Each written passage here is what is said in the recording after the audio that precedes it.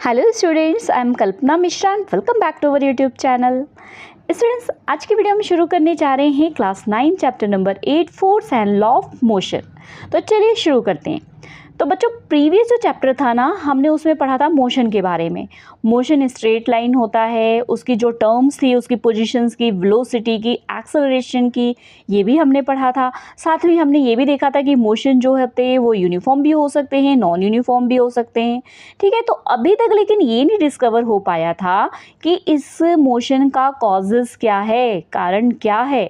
ठीक है, तो ये जो चेंजेस आ रहे थे इनकी स्पीड में ऑब्जेक्ट की, तो ये मोशन जो लग रहा था, इसमें जो चेंजेस आ रहे थे ये किस वजह से आ रहे थे, इसका कॉजेस जो है देखना था। ठीक है, तो अब इसके कॉजेस के बारे में जो मतलब बहुत सारी सेंचुरीज से ये प्रॉब्लम चली आ रही थी कि मोशन का आखिर कारण क्या है। सारे साइंटिस्ट जो है पजल हुए पड़े थे, सारे फिलोसफर पजल हुए पड़े थे कि आखिर मोशन के बारे में तो पता लग गया, बट ये रीज़न क्या है जिसकी वजह से मोशन होता है। तो यहाँ पर जो है कि जैसे कि फॉर एग्जांपल एक बॉल को हमने ग्राउंड पे when given a small hit, एक ग्राउंड पे हमने हिट किया, does not move for ever, वो हमेशा नहीं मूव कर रही है। ठीक है, तो ये आपको पता है ना, अगर हमने बॉल को एक मूव किया तो वो हमेशा नहीं मूव करेगी, वो कहीं ना कहीं जाके हमने क्या ऑब्जर्व किया, कहीं ना कहीं जाके किस में आ जाती है, रेस्ट में आ जाती है। ठीक है, तो ये जो नेचुरल स्टेट है ऑब्जेक्ट का, जिसकी वजह से वो रेस्ट में आ जा रही है, इसके बारे में अभी तक नहीं पता चला था। तो इसके बारे में शुरुआत की हमारे गैलीलियो गैलीली ने और उन आइजैक न्यूटन ने। तो ठीक है, पहले गैलीलियो गैलीली की हम एक्सपेरिमेंट को पढ़ लेते हैं और इन्हीं के अकॉर्डिंग जो है न्यूटन जी ने 3 लॉस दिए थे जो कि मोस्ट इम्पॉर्टेंट है आपके एग्जाम के लिए, और इन लॉ से रिगार्डिंग आपको क्वेश्चन आते ही आते हैं। तो यहाँ पर वैसे ही हमने कुछ एग्जांपल्स यहाँ पे दे रखी है पिक्चर में। The trolley move along the direction we push. Trolley कब मूव कर रही है, जब आप उसको पुश कर रहे हो, आप उस पर फोर्स लगा रहे हो। ठीक है, इसी तरीके से ये जो ड्रॉ है इसको भी हम क्या करेंगे, पुश करेंगे तभी ये बंद होगा। ठीक है, यहाँ पर हॉकी से इस बॉल पे जब हम हिट करेंगे तभी बॉल आगे फॉरवर्ड होगी। तो यहाँ पर हम क्या देख रहे हैं, पुशिंग, पुलिंग, हिटिंग। ठीक है, ऑब्जेक्ट में चेंज, जो स्टेट में चेंज आ रहा है वो किसकी वजह से आ रहा है, मोशन की वजह से। जब तक हम उस पर क्या कर रहे हैं, फोर्स की वजह से, जब तक हम उस पर फोर्स नहीं लगा रहे हैं उसके अंदर चेंजेस नहीं आ रहे हैं। तो इस तरीके से जो मैंने अभी आपको बताया सेम वही बातें यहाँ पे लिखी हुई है कि हम डेली लाइफ में बहुत सारी चीज़ें देखते हैं। स्टेशनरी है मतलब अपनी जगह पे है तो मोशन में आती है, और मोशन में है तो उसको हम रोकते हैं। ऐसे बहुत सारी चीज़ों को हमने देखा हुआ है। ठीक है, तो हम चाहे उसको पुश करके, हिट करके, पुल करके उसके स्टेट में हम मोशन में क्या करते हैं, चेंज करते हैं। तो इसी कंसेप्ट को हम किस में देखते हैं, हम फोर्स में देखते हैं। फोर्स का मतलब क्या होता है, आपने 8th में पढ़ा है ना, पुश एंड पुल। हम उसको क्या कहते हैं, फोर्स कहते हैं। ठीक है, तो इस तरीके से फोर्स मैटर करता है कि जब आप किसी ऑब्जेक्ट पे आप फोर्स लगाते हो तभी वो ऑब्जेक्ट अपनी जगह पे अगर रेस्ट में है तो मोशन में आ जाता है, अगर मोशन में है तो उसको रेस्ट में लाने के लिए भी हमें किसकी ज़रूरत है, फोर्स की ज़रूरत है। तो यही सारी चीज़ें आपको इस पैराग्राफ में बताई गई है।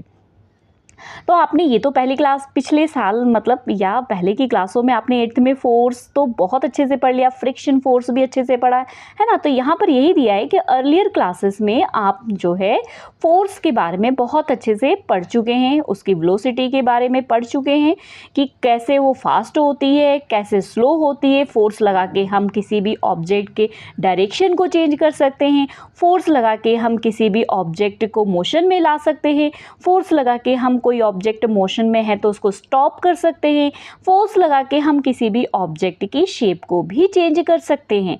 जैसे यहाँ पे देखो स्प्रिंग है और इसको हमने यहाँ से भी पुश खींचा, अपनी तरफ पुल किया और इधर से भी खींचा तो इसकी शेप में क्या होता है, चेंजेस आ जाता है। सेम ऐसे ही आपके पास एक रबर बॉल है और उसको आपने दोनों तरफ से पुश किया तो इसमें क्या हो गया, इसकी शेप में चेंज हो गया। मतलब फोर्स हम इस तरीके से लगा के किसी भी ऑब्जेक्ट में चेंजेस ला सकते हैं। ठीक है, अगला टॉपिक है हमारा बैलेंस एंड अनबैलेंस्ड फोर्स। इसी बैलेंस और अनबैलेंस्ड फोर्स पे आगे आपका फर्स्ट लॉ ऑफ मोशन भी होगा। ठीक है, तो अब मैं इतना बड़ा पैराग्राफ पढ़ा के आपको बोर नहीं करूँगी। यहाँ पे मैं पिक्चर से आपको अच्छे से समझाऊंगी ताकि आपको ये टॉपिक समझ आ जाए और बाद में आप बुक रीड कर लेना। तो ये टेबल है एक रखी हुई, इस टेबल पे हमने एक ब्लॉक रख दिया हुआ है, वुडन ब्लॉक या कोई भी ब्लॉक रख दिया है। अब उसके बाद हमने क्या किया, यहाँ पे 2 थ्रेड बांधे हुए हैं। अब उस पे हमने क्या किया, इसको इधर खींचना शुरू किया और इधर खींचना शुरू किया। तो अब हमने क्या देखा, जब हम इस वुडन ब्लॉक पे हम फोर्स लगा रहे हैं, एक इधर खींच रहा है एक इधर खींच रहा है, तो ये अपनी ही जगह पर है, ये अपनी जगह से कहीं भी नहीं जा रहा है। तो इस तरीके के फोर्स को हम बैलेंस्ड फोर्स कहते हैं। समझ आ गई वो बात कि 2 जगह से फोर्स लग रहा है और दोनों बराबर लग रहा है, ठीक है, और ऑब्जेक्ट अपनी जगह से मूव नहीं कर रहा है, तो उस तरीके के फोर्स को हम क्या बोलते हैं, बैलेंस्ड फोर्स कहते हैं। ठीक है, चलिए यहाँ पे भी कुछ एग्जांपल्स देख लेते हैं। फर्स्ट एग्जांपल देखो, यहाँ पर एक बॉक्स है। अब इसको 2 लोग मिल करके इस साइड को धक्का मार रहे हैं। ठीक है, एक एक को देखते हैं। और इसका जो फ्रिक्शनल फोर्स है, मतलब यहाँ पर इसको जब हम धक्का लगा रहे हैं ना, तो इसको रोकने की कोशिश एक फोर्स कर रहा है जिसको हम फ्रिक्शनल फोर्स कहते हैं। ठीक है, सेम ऐसे यहाँ पर भी हो रहा है, दोनों इधर को लगा रहे हैं और एक फ्रिक्शनल फोर्स लग रहा है। अब यहाँ पर अगर आप देखोगे तो दोनों का ही डायरेक्शन जो है इस साइड को फोर्स लगा रहा है। तो यहाँ पर हम क्या देख रहे हैं कि जब फोर्स हम एक ही डायरेक्शन में, यहाँ पर आपका यही लिखा हुआ है, और भी एग्जांपल्स दिए इसलिए हम साथ में थोड़ा सा पढ़ लेते हैं इसमें। तो यहाँ पर आपको दिया है कि जब आप फोर्स जो है सरफेस है उसके जो बॉटम से आप क्या कर रहे हो, मान लो ये बॉक्स था, आप इसको जो है यहाँ से फोर्स लगा रहे हो और इसको रोकने का काम कर रहा है इसका सरफेस काम कर रहा है।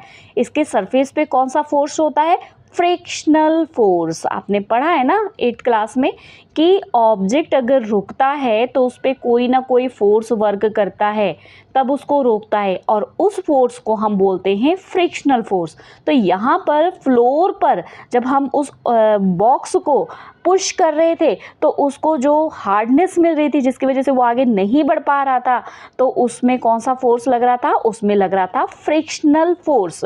ठीक है, अब इसमें क्या हुआ बच्चे, यहाँ पर फ्रिक्शनल फोर्स, इस बॉक्स में जो है फ्रिक्शनल फोर्स कम था और यहाँ से 2 लोगों ने फोर्स लगाया, तो फ्रिक्शनल फोर्स कम होने की वजह से और यहाँ से जो फोर्स लग रहा था वो ज़्यादा होने की वजह से ये बॉक्स मूव करके क्या हो जाएगा, आगे चला जाएगा। तो यहाँ फोर्स कम है और यहाँ फोर्स ज़्यादा है। तो जहाँ पर फोर्स ज़्यादा और कम होगा, इस तरीके के फोर्स को हम अनबैलेंस्ड फोर्स कहते हैं। आई होप अच्छे से ये समझ आ गया। ठीक है, तो आगे देखो यहाँ पे दिया है कि जब हम साइकिल को राइड करते हैं, चलाते हैं, पैडलिंग करते हैं, ठीक है, तो अगर हम पैडलिंग करना बंद कर देते हैं या स्लो कर देते हैं तो साइकिल क्या होती है, धीरे धीरे स्लो हो जाती है। क्यों स्लो होती है, क्योंकि उस पर कौन सा फोर्स काम कर रहा है, फ्रिक्शनल फोर्स उसके अपोजिट काम कर रहा है आपके मोशन के अकॉर्डिंग। आप साइकिल को आगे लेते जा रहे हो, लेकिन पैडलिंग जैसे ही आपने कम किया तो साइकिल आपकी स्लो हो जाएगी। क्यों स्लो हो जाएगी, क्योंकि उसको रोकने का काम कौन कर रहा है, फ्रिक्शनल फोर्स कर रहा है। इसके बारे में 8th में पूरा फुल चैप्टर है, जिसको आपने अगर अच्छे से पढ़ा होगा तो ये चीज़ें आपको समझ आ गई होंगी। ठीक है, तो सेम यही चीज़ यहाँ पे बता रखी है कि जो एक्सटर्नल फोर्स लग रहा है ऑब्जेक्ट के मोशन को चेंज करने के लिए, उसकी स्पीड को चेंज करने के लिए, तो उसे हम क्या बोलते हैं, फ्रिक्शनल फोर्स कहते हैं। तो अब इसी के अकॉर्डिंग हमारे जो फर्स्ट लॉ ऑफ मोशन है इसकी शुरुआत हुई। तो फर्स्ट लॉ ऑफ मोशन की शुरुआत से पहले हमारे जो एक साइंटिस्ट आए जिनका नाम था गैलीलियो गैलीली। ठीक है, तो यहाँ पर इन्होंने क्या करा, इन्होंने एक एक्सपेरिमेंट किया। तो पहले एक्सपेरिमेंट को बहुत अच्छे से समझते हैं। ठीक है, सारा थ्योरी में यही लिखा हुआ है, अगर मैं थ्योरी पढ़ूंगी तो आपको चीज़ें समझ नहीं आएगी, इसलिए मैं एक्सपेरिमेंट से आपको समझाती हूँ। उन्होंने क्या किया, 2 इंक्लाइंड प्लेन ले लिए। ठीक है, समझ रहे हो ना। अब क्या किया उन्होंने, एक बॉल को यहाँ से मूव कराना, यहाँ पे छोड़ा, तो छोड़ने के बाद वो बॉल ऐसे गई और वापस ऊपर यहाँ तक आई। मतलब जहाँ से इन्होंने इसको ड्रॉप किया था और इसकी हाइट, दोनों की हाइट क्या थी, सेम थी।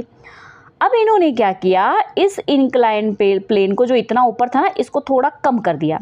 थोड़ा कम किया तब भी ये बॉल जब ड्रॉप की तो ये सेम हाइट तक पहुँचने की कोशिश की, ये सेम हाइट तक पहुंचने की कोशिश की। ठीक है, अब इन्होंने क्या किया, फिर क्या किया, इस इंक्लाइन प्लेन को और कम कर दिया। जब यहाँ से बॉल को छोड़ा तो इसने फिर से सेम हाइट कवर करने की कोशिश की, ठीक है।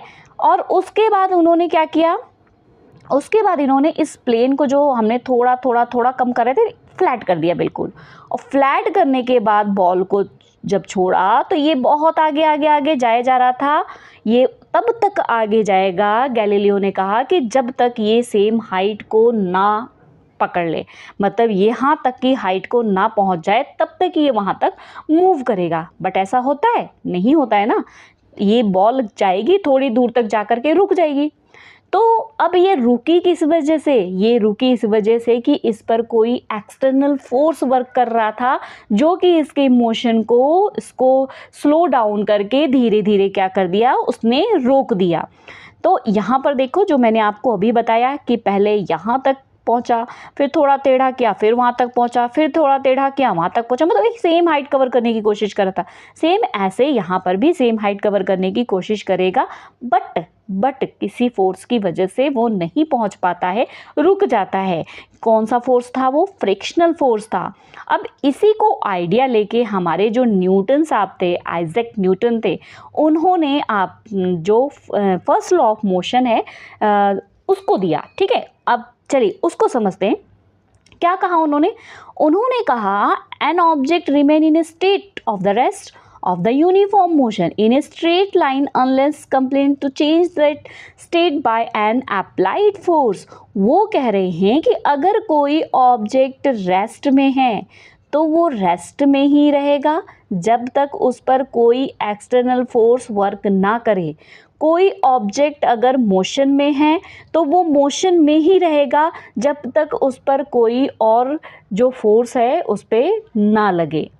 मतलब बात समझ रहे हो? एक एग्जाम्पल से समझाते हैं कि एक बॉल है, इस बॉल को अगर मैंने धक्का मारा, अगर ये रेस्ट पर है, यहीं पर रुका हुआ है, तो जब तक मैं इसको पुश नहीं करूँगी तब तक ये आगे नहीं बढ़ेगी, ठीक है। और वो कहते हैं कि अगर ये बॉल रोल कर रही है, चले जा रही है, तो जब तक इस पर कोई फोर्स नहीं लग रहा है तब तक ये रेस्ट में नहीं आएगा।